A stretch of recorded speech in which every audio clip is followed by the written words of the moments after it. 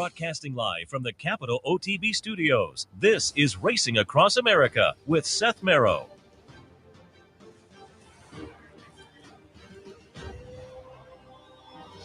Good morning. Welcome to Racing Across America on this Sunday morning. I am Seth Merrow. Thanks for joining us. As normal on a Sunday, we'll do a recap of some of the stakes action yesterday. And it was kind of a nice stakes day. We'll go across the country, north of the border. Nice stakes day down in New York as well. We'll do maybe some news and notes. If there's time, maybe a little handicapping.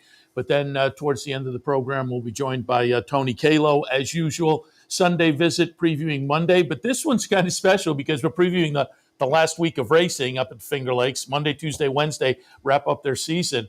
But tomorrow, there is a pick five carryover. And folks love the pick fives. And so I'm sure there will be a lot of action into it. I'm just trying to look up $19,000 carryover in the pick five. There's also a small carryover in the pick six. There's $1,800 in the pick six. But I think that pick five on a Monday is going to take a lot of action. So again, we'll talk to Tony a little bit later on and look at what's coming up tomorrow and closing week at the Fingerlakes. Do want to remind you that today here at the Clubhouse Racebook, as always throughout the season, you can come down and catch all the football action and all the racing action. Football Sundays here at the Clubhouse Racebook.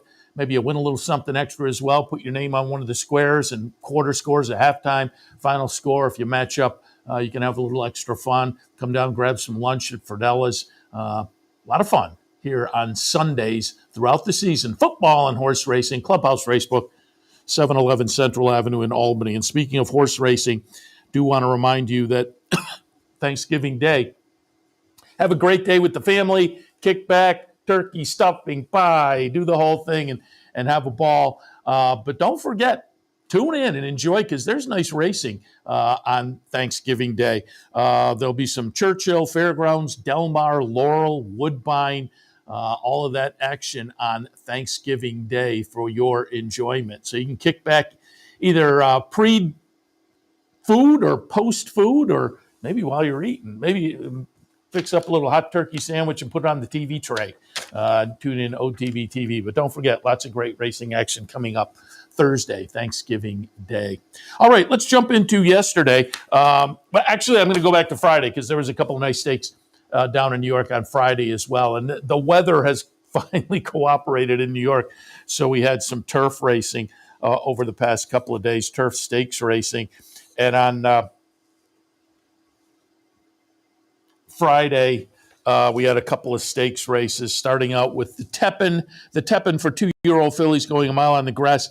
I was looking forward to Brock Nardini, who has run nicely in a couple of 3 starts for George Weaver, broke the maiden nicely up at Saratoga, and then disappointed in the Natalma.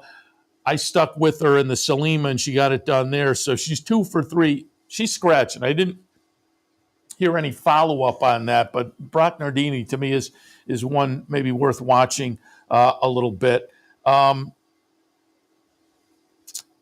Subsequently, Memorialize went off as the favorite. I had that one kind of down at the bottom of my mix. I thought a couple others were maybe a little more interesting, but Memorialize, as I say, was favored, had run behind Hard to Justify last time, who may be a good one. And so that flattered her form a little bit, and she lived up to it. She's going to be a number 3 horse here with a nice late run under Manny Franco. She's going to get up chart margin as a neck over Awesome Check, who went off as the second longest price on the board at 15-1. And then Gold Lightning ran third as the second. Well, actually, the third choice. Voter registration was a little bit disappointing in there as the second choice for Chad and Klarovich. That one wound up running last. But it was not just a maiden, it was a debut runner. And off of that, I thought, Chad and Klarovich tried a debut runner in a stakes race. I thought the horse was going to be a little bit interesting, but kind of back of the pack the whole way around for a voter registration. But Memorialize got it done for a Grand Motion. Win number 2 in start number 4. by Caracante and had lived up to that. Caracante I love as a win early sire and on the grass in particular, and lived up to that in the second career start with a nice win up at Saratoga to break the maiden. Then, as I say, behind Hard to Justify the Miss Grillo, and follows it up in the fourth career start winning. So she might be a nice little 3-year-old filly turfer next season for Graham Motion and Gainesway. Also on the card on Friday down at Aqueduct, it was the Autumn Days. This one for the older ladies, going 6 furlongs on the grass. And this is what kind of blew things up Friday as far as causing the 2-day carryover in the pick six. The pick six on Friday started with a $60 horse, so it was off and running with the chance to carry over. But then for the most part, it was pretty logical, except for this race. In the Autumn Days on Friday, Lady Milagro, as the second longest price on the board at 51-1, takes them all the way around. Luis Rivera, the apprentice jockey, first stakes win, just started riding in February. Gorgeous ride. Takes the horse out to the front and takes him all the way around. She had done something similar back in April at 13-1 in an allowance event at Aqueduct, but does it again. And really, nobody challenged. And these were legit fractions, 21 and change, 43 and change, 55 and change, 107.55. You can see the jock understandably happy there. First stakes win for him. Young guy who's been riding well for being an apprentice and trying to find mounts and whatnot. This horse was trained by Carlos Martin, and Carlos, in post-race comments, was going, you're taking a shot with an apprentice, but he put in his work. He'd been out there in the morning working the horse, and so we thought, we'll give him the shot, and it paid off. Nice win there, Lady Milagro getting it done. $104.50, as they say, kind of blew things up and caused that crazy carryover. I thought Sterling Silver was interesting, trying the turf for the first time for Tommy Albatrani. Sterling Silver at 8-1 winds up fourth. And there was, you saw behind the winner, there was a scramble, second, third, fourth, and fifth. So it was right in that. And at the 8-1, again, I thought that was worth taking a little shot at. And I don't feel bad about the shot. Wound up fourth, but easily could have, just a little racing luck, could have wound up second. I don't know about beating the winner. The winner ran very well in a fast time to take them all the way around. But again, Sterling Silver, see where they go with that one. Trained by Tommy Albatrani. Castellano was on board. Most of the starts so far, all of the starts so far, had been on the dirt, but trying the turf for the first time. So we'll see where they go with that one going forward. Sterling Silver. Dance Macabre was the favorite. That one wound up second. All that magic third in there. But that was Friday's action. Again, nice to have the weather finally cooperating for a little bit in New York to get not just some turf racing, but some turf stakes out of the gate and around the track. All right, let's go to yesterday now. Those were from Friday that we looked at. Now from Saturday, stakes action started in the Notebook. The Notebook was for 2-year-old New York breds going 6. I used Agalos the Great for George Weaver and Rick Pitino, a horse that was going out for a barn in George Weaver that just seems to be going very well right now. I gave him a little bit of an edge over Works For Me, but Works For Me certainly looked good trying the turf last time, so now making a turf to dirt move, but had dirt races underneath that were good enough. And Works For Me, in fact, went off as the 6-5 favorite. Agalos the Great, close up second choice at 2-1. Agalos the Great is 3 in here and looks to get a rail skimming ride. And in fact, We'll see here, but I kind of feel like got maybe a little bit intimidated when the momentum got going. You see, he gets up here and you kind of feel like, again, Agalos the Great on the rail, you kind of feel like maybe he's going to get it, and then just kind of things tight. And it looks like, maybe he gets a little intimidated there and backs out a little bit. and coming up on the outside and just getting it by a head works for me. Detective Tom ran second at 15-1, and Aguilos the Great, as I said, and I'm not arguing with Manny Franco. He saved the ground, and I think it was a good move. I'm just wondering, you have a horse, a 2-year-old getting into that spot. It just looked like maybe things might have tightened up a little bit, and the horse got just a little gun shy there and backed out of it a little bit. And I definitely think second was in the works. But with the momentum the horse had there for a few strides, the win was also very playable for that one. But that's horse racing. Backed out of it a little bit and works for me. Again, who was the favorite? So you got $4.60. Works for me. Trainer Joseph Lee. Irod Ortiz was on board. Part of a very good day for Irod. Irod with 5 wins yesterday. Couple of stakes wins. He also had a couple for Rick Dutrow. And Rick Dutrow, going back to White Barrio, I think is on a little bit of a roll. Rick Dutrow may be getting back to Rick Dutrow and the percentages and whatnot, because he had a couple of winners yesterday that were playable, but they weren't jumping off the page, but they looked pretty good, and Irod was on board. So he had a couple for Rick Dutrow. He also had a couple of stakes and 5 wins overall. So nice day for Irod, but he was on works for me there in that notebook yesterday. I mentioned there was some nice stakes action as well. Kind of kicking myself a little bit, I guess, on the Hill Prince, because I knew integration was best. And I went against a little bit playing Classic Catch. And at 13-1, Classic Catch came in for Todd Pletcher, and this was going to be the first turf try. And I said yesterday, this is a horse that had run okay in some 3-year-old dirt stakes this year. And sometimes you get these horses who are kind of second-level 3-year-old stakes runners. They're facing some of the better horses. They aren't quite getting it done.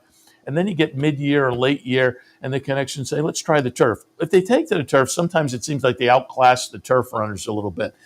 There are a couple of things. A, how classy were they on the dirt? And this one was maybe a little bit questionable. He was facing some good ones in some 3-year-old stakes races. But I don't know if the horse was looking like, this on the verge of something. There was some promise there. And B, will they take to the turf? That has to be something too. And so I took a shot with Classic Catch, but the answers to my questions were no and no, finishing 8th in the field of 9.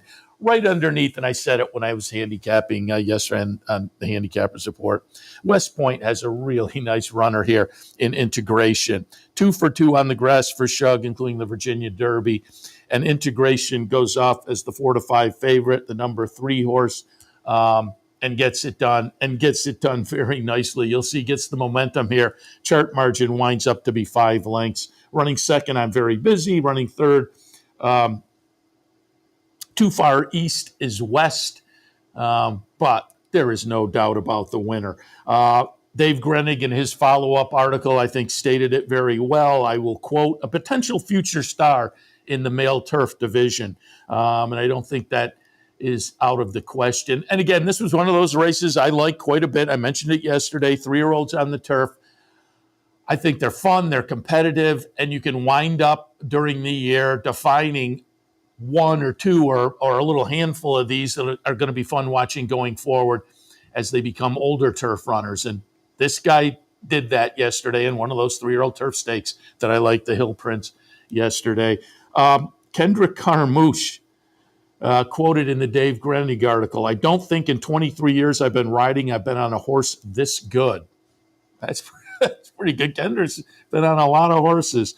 So that interesting. The horse integration unofficially, according to Dave Grenig, tied a 38-year-old course record. He ran in 147.06. The course record is technically 147 flat. But at the time the record was set, they were timing in fifths of a second. So, again, as Grenig said, technically, unofficially, this one ties it. If you round out from the hundredths, this one was running because he's 147.06. If you round it, it becomes 147. So again, unofficially tying a 38-year-old course record. Post-race comments, I guess Shug said potentially the Pegasus turf possible, not certain by any means, but that's possible on January 27th. So that was, here we are late in June, and the Breeders' Cup is out of the, in the back, in the rear view mirror, the Breeders' Cup. But, we say it every year, there are some good stakes and some nice performances and some horses that will be worth watching going forward. This was one of them. Again, congratulations to our friends at West Point. Nice runner. Should mention, sold right up here at Pasek-Tipton in Saratoga back in the summer of 2021, $700,000. Belated debut. You pay $700 for a yearling at Saratoga. You think you're going to maybe show up the next summer at Saratoga. Well, this horse didn't start until he was 3 years old. Nice maiden special win at Colonial on the turf down on Arlington Million Day, and then came back a few weeks later to win the Virginia Derby at Colonial. Then back up to New York to win the Hill Prince yesterday. And nice looking performance. All right. Again, it was a nice stakes day yesterday at Aqueduct, and we will continue looking at those with the key cents. This is for 2-year-old fillies, New York breds, going 3/4 of a mile. And I like Cara's Time. I had Cara's Time over Tricky Temper. Looked like they were the two that were most logical. And that's the way it wound up, except flip-flopped. And the betting public got it right. They used Tricky Temper. I went Cara's Time over Tricky Temper. I just thought Cara's Time was maybe last couple of starts and with nice stakes experience was in a good spot. But Tricky Temper had shown similar. So again, it looked like it was between those two. And at 9-5, Tricky Temper does get it done under Irad Ortiz, part of his big day. For Jeremiah Englehart, Cara's Time runs second as the second choice. So it was 9-5 over 2-1. You wound up with a $16 exacta. So there was a little value to be had with the two logicals. And again, they were clear. It does wind up to be a neck. I'm out in front, and I'm feeling pretty good at about the 8th ball, but then you could see the momentum going to favor Tricky Temper, and she does wear down Cara's Time. And again, a neck, but they're well clear, 6.5 on the chart ahead of Unicorn Cake, who was also a Jeremiah Englehart trainee at 17-1, the longest price on the board, getting it done to run third, but up top, Tricky Temper. Tricky Temper, a couple of wins in 5 career starts so far. Last 2 starts, they had tried open company with this New York bred. In an off the turfer in the Matron, they ran an okay second. Then on the turf, just prior to this, the Chelsea Flower didn't run that well. And it looks like they were thinking turf because there was a couple of off the turfs underneath. And then they got the turf last time. I'm wondering, because they were thinking turf, I'm wondering if they'll give it another shot, or the Chelsea Flower running 9th there said, all right, maybe not turf, particularly since they had a nice win on the dirt yesterday. So it'll be interesting to see where she goes. I think both of these are going to be nice little 3-year-old New York bred fillies to watch going forward, certainly both. Again, Tricky Temper and Cara's Time. I will say that turf race that Tricky Temper finished 9th in, it was also 1 mile and 1/16. And it may not have been the turf. It might have been the distance was a little bit out of the scope of that one. So we'll see. But as I say, it seems like both of those be nice little New York breds to watch going forward. All right. And finally at Aqueduct yesterday, it was the Aqueduct Turf Sprint Championship. I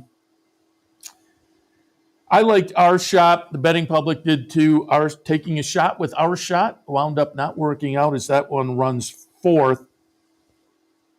The winner is Nothing Better, who I didn't use in my mix, but the horse was certainly playable. It's a nice competitive field. And you wound up, if you did use that one, gets it done on the front end under Dylan Davis at 5-1. So you wound up with $12 and change. Boats are rocking second, Allegan third, and as I say, my top pick, Our Shot, ran 4th as the favorite at 3-2. But you can see up front here, it is turning the corner, Nothing Better, and it looked for a few strides like, maybe the rest will close in. That did not happen.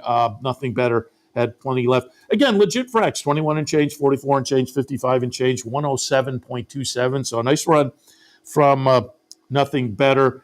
And a nice repeat victory in the Aqueduct Sprint Championship. Won the race last year at 9-1, wins the race this year at 5-1. So keep your eyes on this one for next year. They say they're coming back next year as a 7-year-old. Horse is has a little bit of a horse for a course angle, obviously, winning these two Aqueduct Sprint Turf Championships back-to-back. But again, horse shows up next year and pays a potential double-digit win payout. Make sure you take a look at Nothing Better, getting it done there yesterday. Again, Dylan Davis on board for George Duarte training. So, again, there was your stake section yesterday at Aqueduct, Friday and yesterday. And again, weather holds up, so, and which is nice because we have to. I haven't heard the official date, but we have to be knocking on the door for the turf racing season to be coming to a culmination in New York. So it was nice to get some nice turf racing and some turf stakes under our belt in a season where it's been very tough because of the weather in New York, as we know up here at Saratoga. All right, let's take a break. When we come back, some more stakes action and maybe a little news and notes as well. And then a little bit later on, Tony Calo from the Fingerlakes will talk closing week coming up. But again, they have a nice little Pick 5 carryover tomorrow as well. All of that when Racing Across America continues. Stay tuned.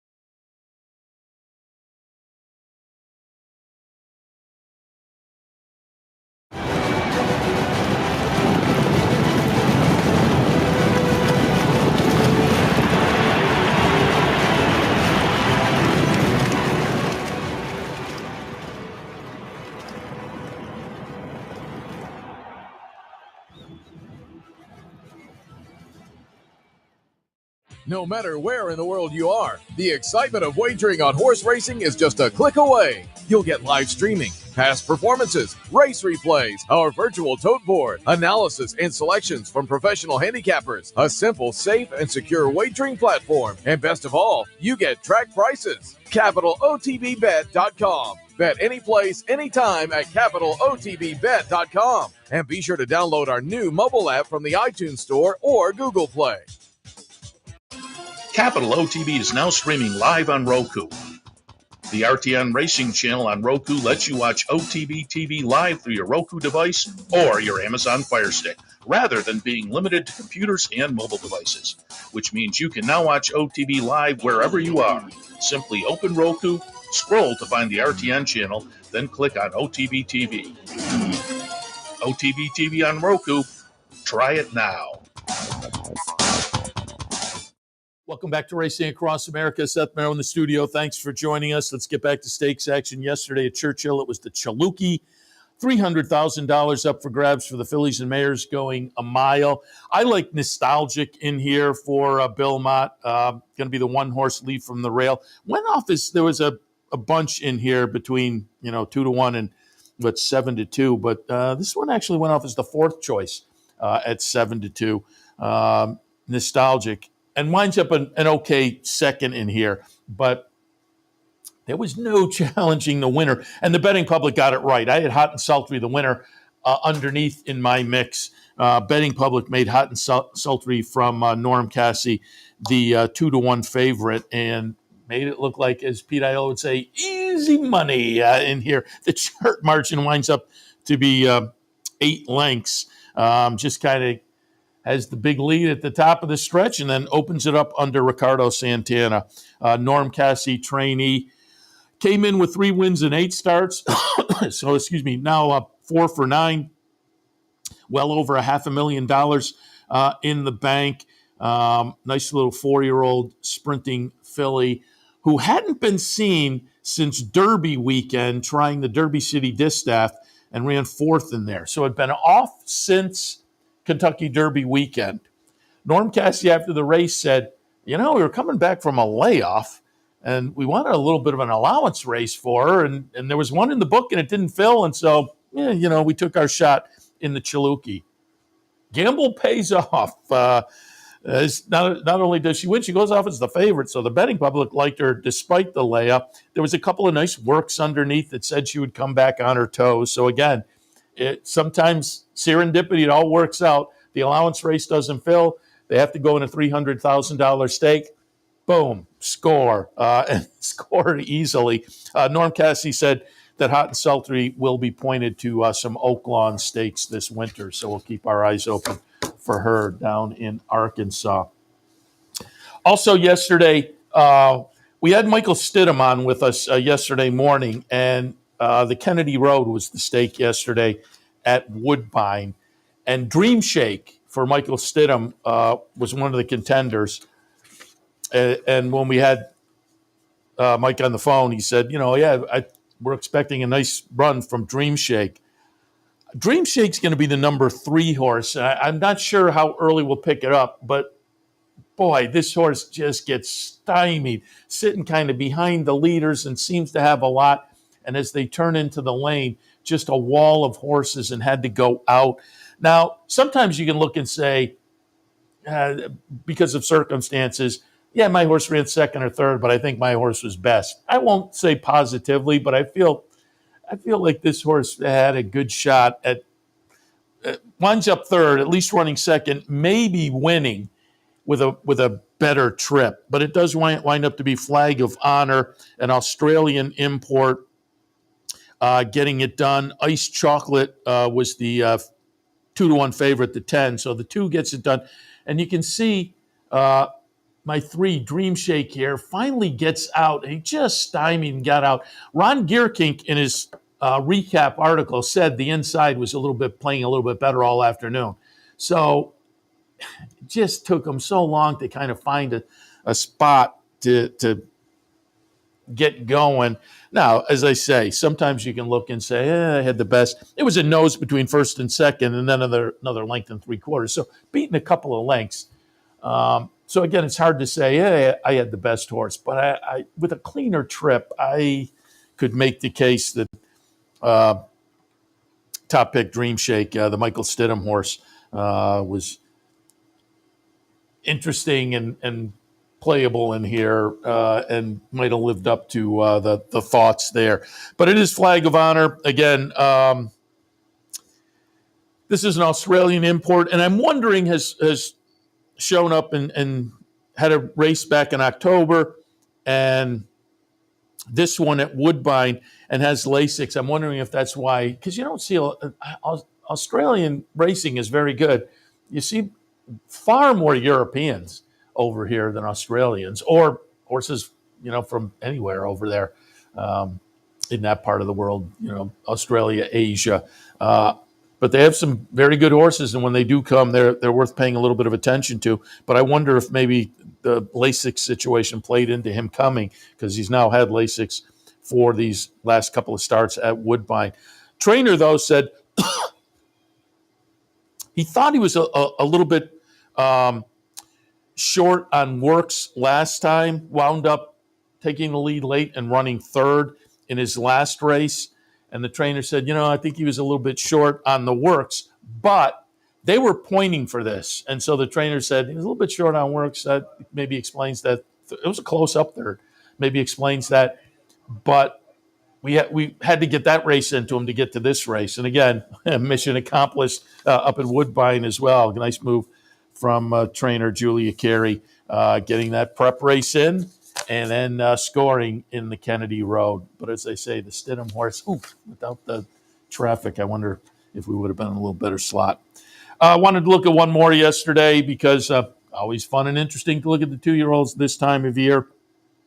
2-year-old fillies in the Desi Arnaz yesterday. John Velasquez, who's been all over. He was racing down in Kentucky the last couple of weeks and then back in New York. Yesterday out in Southern California, to pick up a ride on Wesley Ward, who I say pick up a ride. He was on the maiden breaker for Royal Slipper at Keeneland in the debut effort. So I'm sure it was Wesley Ward was want to pop out. We're going to try a stake out at Delmar. So John Velasquez was on Royal Slipper, the 2-5 favorite for Wesley Ward. That'll be the 4 horse. Took the lead, had the lead. It was 7 furlongs. Then at the top of the stretch, you could kind of see Royal Slipper was maybe going to give it up a little bit. And it looked like give it up to Tambo for Peter Urton, who went by Royal Slipper. Royal Slipper's the 4, Tambo's the 2, and Tambo looks pretty good. But number 1, nothing like you at 9-2 for Bob Baffert. Keeps grinding, and gets up. Live, I wasn't sure which way it went, but it was a nose for the Baffert runner. Juan Hernandez on board. Post-race interview, I heard Baffert say distance is her friend. This was 7 furlongs yesterday, so she tried a mile last time at Santa Anita and won that on the front end. Wanted a prep, and this is a nice little stake with a nice little purse, but wanted to get something in because they're going to point for the December 9th Grade 2 Los Alamitos Starlet. That'll come up next. So they wanted to get something in. Baffert said, if this was 6, I probably wouldn't have gone, but at 7, we took our shot. And John Velasquez on board Royal Slipper said in that first start of her career, she was kind of willing to work with him and went out to the lead and kind of relaxed. Yesterday, he said she was really pulling throughout, and he had a feeling like, she might not last in there, and she does fade to run 3rd in the field of 5 with nothing like you getting it done for Bob Baffert. All right, let me hit on a couple of notes here. Yesterday, again, there was the double carryover at Aqueduct, and you wound up pick 6 for $1 pick 6 payoff was $4,175 in a sequence that was hittable and playable. You started with Integration, the nice West Point runner that paid $3.60 and looked like one that if you wanted to, as I say, I took a shot with Classic Catch, but Integration in a multi-race wager that had the look of one you might be able to lean on a little bit. Dancing with the Stars, $7.80, Tricky Temper, $5.90, then $6, $12, $11. So, nothing over $12. You had 4 of them between $3.60 and $7.80. So it was a playable and a havable sequence, and if you did, you wound up with almost $4,200. So nice result there. As we're into the meat on the human side of things, and I have the daily recap here, Manny Franco sitting atop the jocks with 14 wins. Kendra Carmouche and Irod Ortiz tied with 9. Irod yesterday with 5 wins, so he zooms forward. Jose Ortiz with 8. Javier Castellano and Dylan Davis tied with 7. Luis Rivera, who had that nice $100 winner on Friday to get his first stakes win, he's sitting with 6, so right in the mix there. And on the trainer side of things, Chad Brown with 10. Linda Rice tied with 3 others for second at 5 wins apiece. Linda with George Weaver, Mike Maker, and Rick Dutrow. As I say, Rick Dutrow is getting to be, I think you got to watch a little more going forward, it seems like. Do want to alert you as well. Tomorrow, as I say, there's the Pick 5 carryover at Fingerlakes, which is sure to take some action, and we'll talk to Tony Calo and a few about that. But I do want to alert you as well. Mahoning Valley tomorrow, their big day. It's that Steel Valley Sprint. That'll be race 10 on the card, $300,000. Lots of familiar names, horses, trainers, jockeys.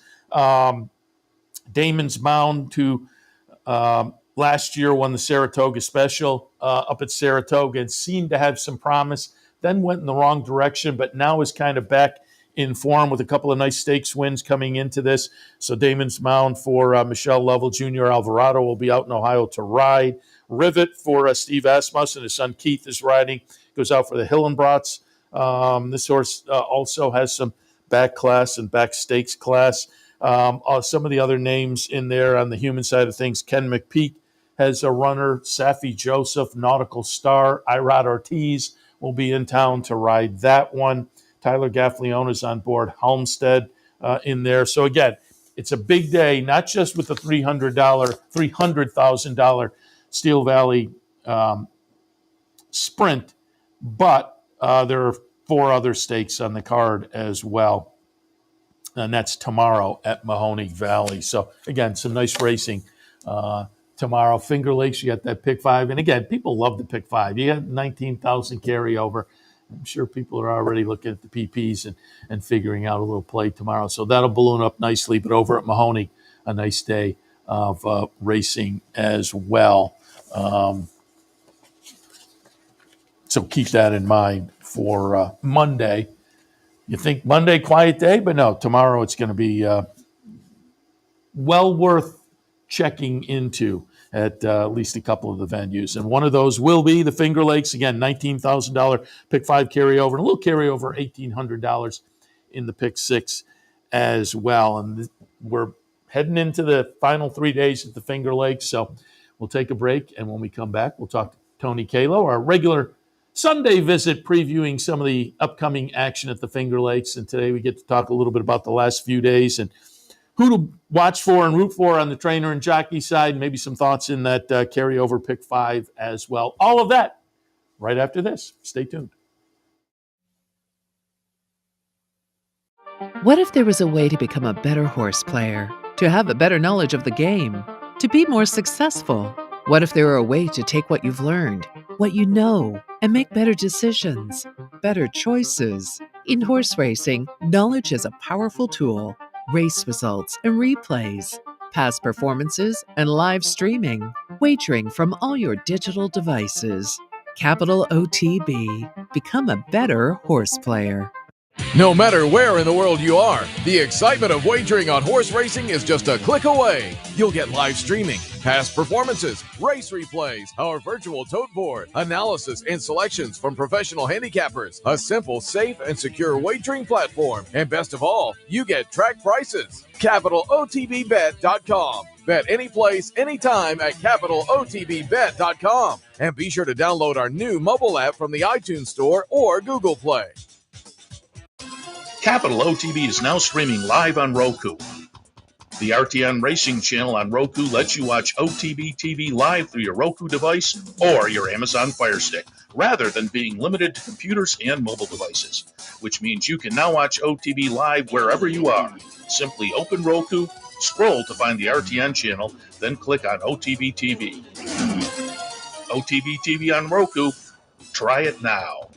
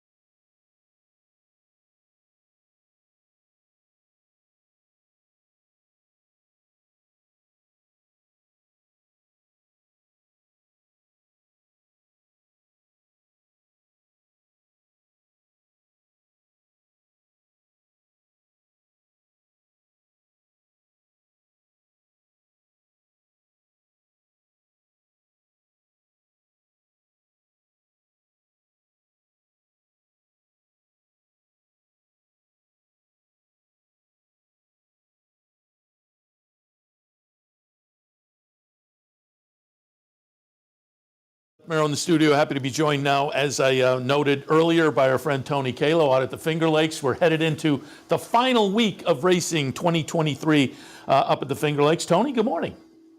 Good morning, Seth. Happy to have you on board to talk a little bit in general about the final week. And I've been saying a couple of times this morning, people love the Pick 5, and there's a Pick 5 carryover tomorrow of $19,000. I think on a Monday, you are going to get a lot of attention out there at the Fingerlakes. And I'm glad you brought it back to my attention as we were talking off air. You know, fans, it's hard. I get off work Wednesdays around 4 o'clock, and Seth, you want to talk about the Pick 5? I'm like, sure. He thought there's a carryover. I'm like, hey, thank you for reminding me. Now I can go to Twitter when I'm all done, and so pretty cool. Winding it all up, Seth. We got some big fields throughout the week. Boy, closing days, some huge fields. Jockeys race really heating up. Diego Coa, now the Diamond Man Luis Perez, who was on fire last week. He's right in the mix. Paul Burrow with his 3-length lead over Chris Engelhardt. Boy, the final 3 days going to be pretty exciting at Fingerlake. Yeah, I was just looking, and I had called for a shot of the jocks. Diego was 63, Kaibar Koa was 60, and Luis Perez with 59. So with 3 days of racing left, it's going to be fun, the human side of things on the jockey side, and as you say, on the trainer side as well. Very much so. Looking forward to it. Like I said, Luis, I used to always call him Luis Perez, however you want to say it, it's all the same. He had such a big week. He has a shot. And I remember I called it like about 2-3 weeks ago. I didn't rule him out. And here he comes with a big run. And so that'll be, as I say, fun. It's always fun, the human side, as you get down when there's a little bit of a tight battle between trainers and jockeys and kind of a little side rooting interest also. All right, let's jump in and give some ideas to the folks on the Pick 5 sequence. As I said, I think you're going to get a lot of attention tomorrow. The Pick 5, $19,000 carryover. It'll kick off in race number 5. Fifth race, $5,000 conditional claimers. They're going to go an unusual 1 3/16. Pot of Gold is the favorite. It's Jeremiah Engelhardt. It's Diego. Horse stepping out of Allowance Company and moving kind of precipitously down. So you can look at that either way. I think the horse is probably going to be a pretty square fit in with this bunch. I thought Riley B on the outside off the second place finish last time. Jackie Davis on board. I thought at 15-1, that may be one to take a look at. What did you see in the 5th? Look at Seth coming up with this big bomb on the outside, huh? I look at the 5th, and obviously Pot of Gold is going to be pretty much odds on, you would have to think. Jeremiah Engelhardt, Emmanuel Diego. 1 3/16. Just a walk in the park for us here at Fingerlake, Seth. We ran a 1 11/16 earlier this year. So this is a walk in the park. Talk about an unconventional distance. Yeah. So obviously Pot of Gold's going to get all the love and all the attention. I've always been leery of these big class droppers throughout my career. I will say, to this one's benefit, or to his to at least to give him a positive note, he has 3 nice little workouts leading up to this one. So it's not like he's been inactive for almost a month with no works in between. Obviously you have to use them. Your horse, if you're willing to take a little bit lesser price today, because, I know he's 15-1 on the morning line, 18-1 last time, but that second place recent finish has to play pretty well. Looks like he finished fairly strongly. We'll have to overcome the outside post. I think Stormandy's a logical contender ever since he has shifted to Michael S. Ferraro's barn. His game has stepped back up. He looked great earlier in the season when he won a maiden special weight race over a good sealed racetrack, but his last 2 races were awesome, and his most recent race, boy, it just was a matter of the bob. He just missed out. He ran a big race. I think a little bit of an intriguing horse could be the 2 horse with no name, the more I look at this one. Last time he went the longest he's ever gone in his life, 1 70. He was up there battling throughout. It will be a second start over the surface, second time in for 5. He's a little intriguing to me. And there's that sharp Azteca blood like your Riley B. The race is not easy by any means. Inappropriate, finally dropping in for 5. She speaks well, a good second and third, 2 and 3 back, decent 4th behind Riley B. Pot of Gold's going to be your short price. Haven't even talked about Reunion Tour looking grand. I think it's a difficult first leg to start off our pick 5, in my opinion. Once you get away from the 3. Part of what makes it difficult is the distance, because it's going to be something new for everybody. And so as they turn down the stretch, it may be a question mark of who has the stamina to keep going at the mile and 3/16. Yeah, fun way to kick off the sequence. We move on to the 6th race. State-bred allowance runners going a mile and 70. The two logicals look logical. Capital Gal and Isabel Loves Gold both look like solid players in here. If I was playing around in this race, I thought started with Stars off the win last time and DDA go on board for Jeffrey Engelhardt. 6-1 on the morning line. I thought the 7 was interesting. And Joey Big Nose made that move, that venue move I like so much, from Naira to Fingerlakes last time, and didn't do much, but had some trouble. Now at the race over the track, Joey Big Nose is maybe a little bit interesting in here. What did you see in the 6th? Another difficult race, in my opinion. The 2 and the 3 probably are the 2 that are going to get all the love. Isabel Loves Gold, Michael Esparro. All you have to do is look at senior sprint to route records over the years. It's incredible. I mean, look at what it says in the form. 31% from a sample of 42, ROI of 288. He's been the best stretch-out trainer at Finger Lakes since I've been here, and probably long before I even arrived here. Just an incredible horseman. Capital Gal, John Buckley, and Kevin Navarro. I like them as a combination. And I was on her 4 races ago, and she got bet down pretty strongly. I thought her most recent race in the first state bred was pretty good against Allure Fortune. I'd give her a strong look. The one horse I find a little intriguing. She ran some decent races early in the year. Cross Island back on the 20th of June, her first start at Finger Lakes. That was her stablemate, and her stablemate was odds on. The race thereafter, Dancer de Oro, that was a Billy Morey invader that afternoon. Billy showed up at Finger Lakes and brought in 3 horses and won 2 of the races, and that one looked very good. There's the third to Capital Gal. Frankie Knows Best has been making a lot of noise this year in the last 4 or 5 races, winning a ton. I find Ice Love a little intriguing besides the inside, too. I didn't know what to make of Started with Stars on the stretch out. It doesn't look like she's ever gone that far. Doesn't have the greatest Tomlinson, but I know there's a lot of past class, and if she could fit the trip the way she did, and who knows, maybe her stretching out, she gets a little ambitious and aggressive early.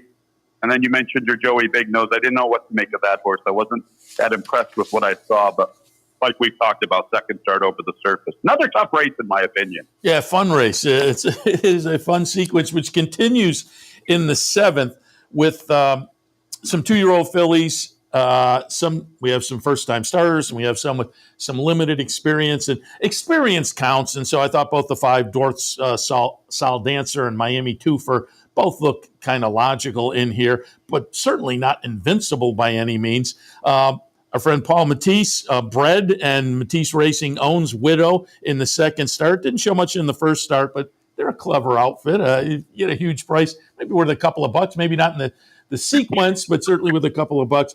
But I did think the 11, Playing with Dolls, this looks like a race where you could maybe make a case for a fresh face.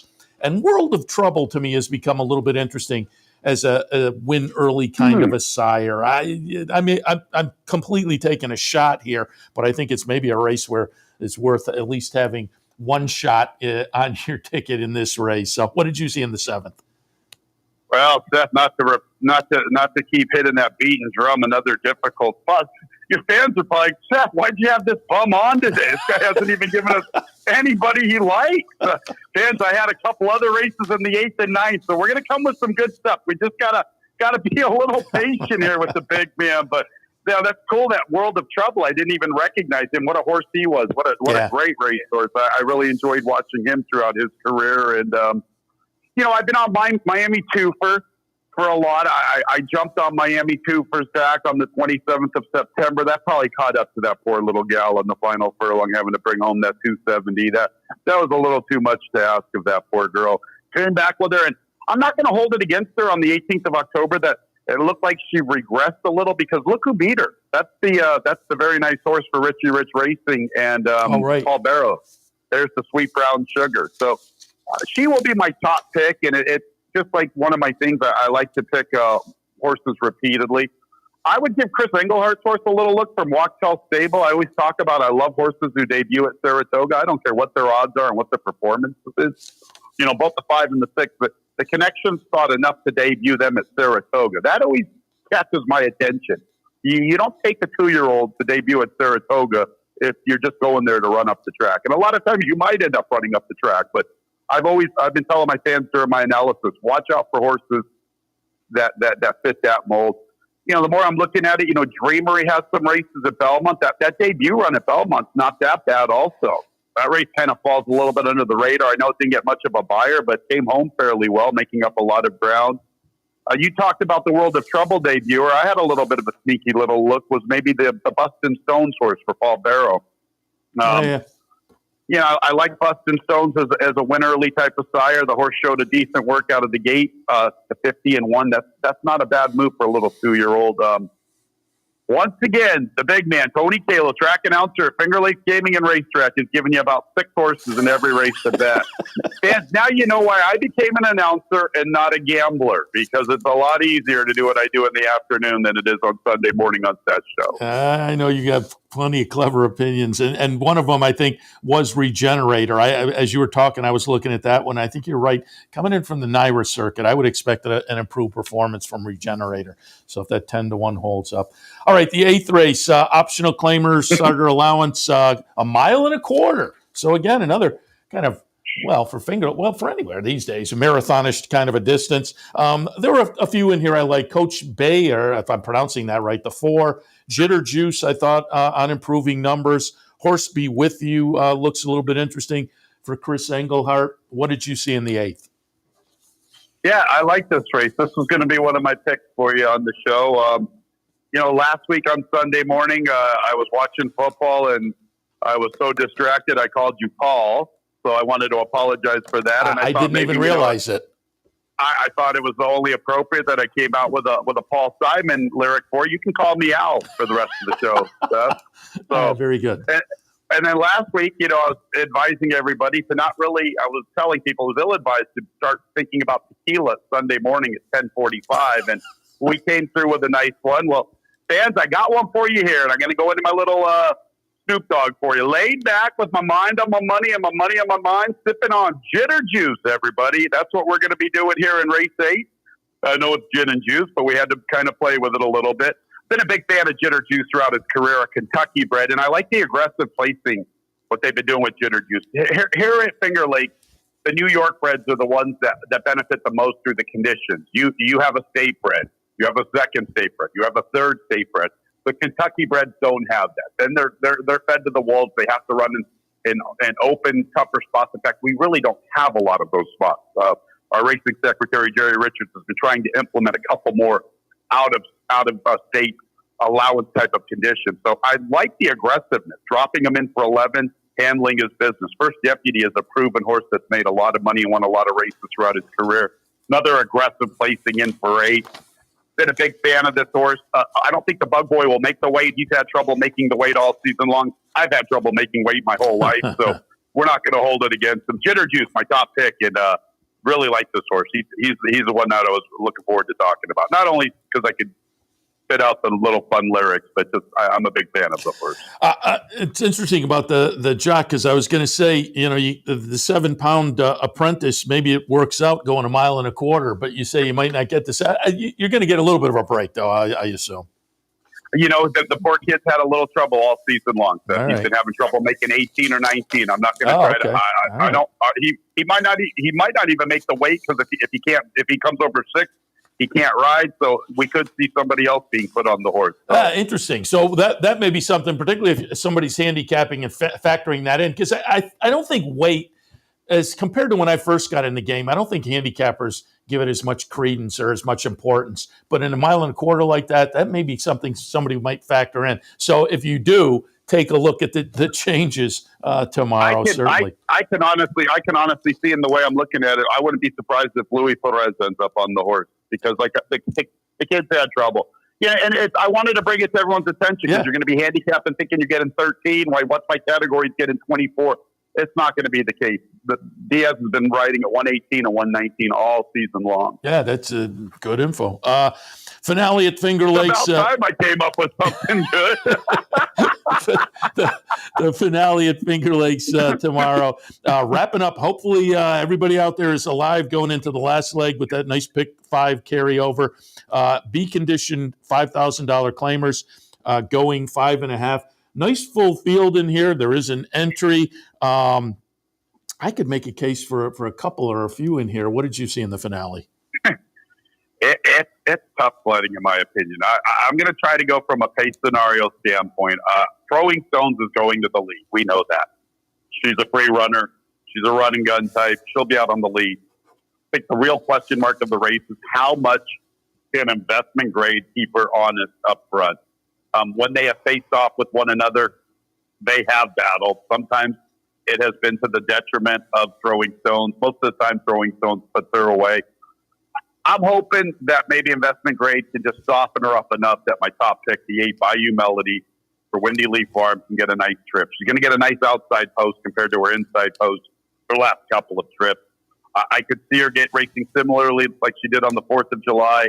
I could see her racing somewhat like she did 3 back, although I think she'll be a little bit more into the race than she was. Her last race, she did get a little more involved. They didn't go that fast early, but I see her getting a very, very nice stalking trip and coming with a good outside run. And Windy Leaf Farm, you caught a winner for us last week, I believe, in the opener with the Embraceable Gal. I missed her completely, and I remember you mentioned her and had good words for her. Windy Leaf Farm's done great stuff with John Buckley and Kevin Navarro the last couple of seasons.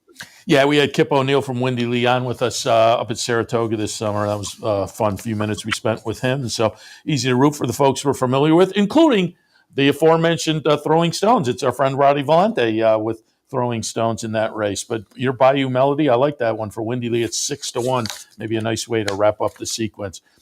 Tony, appreciate it. Not just today, but throughout the season and the year where we've done these Sunday morning previews of some of the Monday action. I think people appreciate it, and it reminds people that there's still some good racing to come Monday, Tuesdays, and Wednesdays at the Fingerlake. So as I say, we appreciate it. We wish you and everybody out there a good closing week. And I got the number in the book, and I during the off season we may check in with you and see if you have some opinions at other spots. Yeah, feel free to. Hopefully I have a little more decisive opinions. But hey, one more little plug. Our DRF, we've been giving away free PPs on DRF.com. I'm not sure if we have that promo going, but go to our website, fans, FingerlakesGaming.com. Click on the racing tab and scroll on down to free digital program.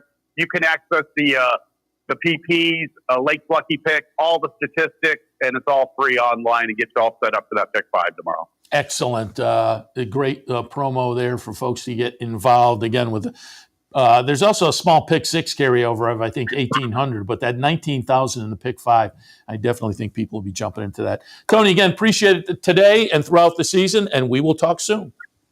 Sounds great, Seth. Take care, buddy. All right, you too. Tony Calo from the Fingerlakes. Again, start handicapping because the pick 5 has just become very popular throughout the country. And when there's a carryover, people jump in. And I'm sure that'll be the case tomorrow at the Fingerlakes. And again, a reminder, also Mahoning Valley tomorrow with a nice stakes card highlighted by that $300,000 Steel Valley Sprint. Familiar trainers and jockeys will be there with 5 stakes overall on the card at Mahoning Valley. So a couple of nice venues to kind of grab our attention on a Monday. So keep that in mind for tomorrow. But as far as today, little Aqueduct and Churchill for me. I'll be looking at both of those tracks as we'll kick off OTB Live for a Sunday afternoon. And I'm just checking our post time, 12:20 at Aqueduct. So I'll come on, sometime between 12 and 12:15 and take a look at that opener at Aqueduct. And then Churchill Downs, I think they're at their usual 1 o'clock post time.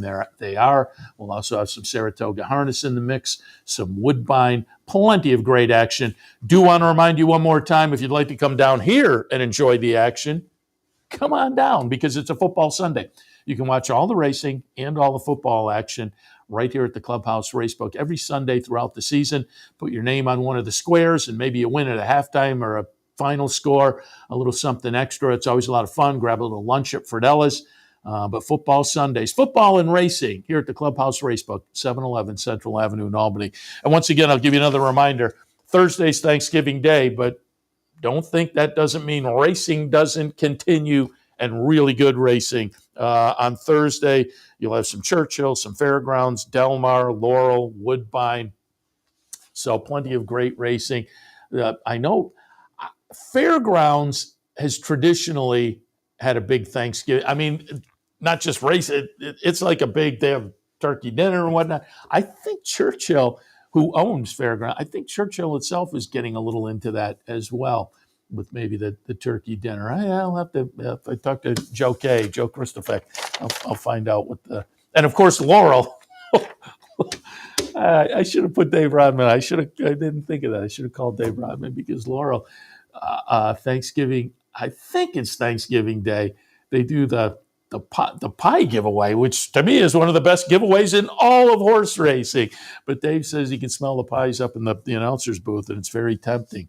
But as I say, how can you beat that? You go to the racetrack, and who knows, maybe you cash a couple of tickets and win a little money, and then even if you don't, you'll walk away with a pie.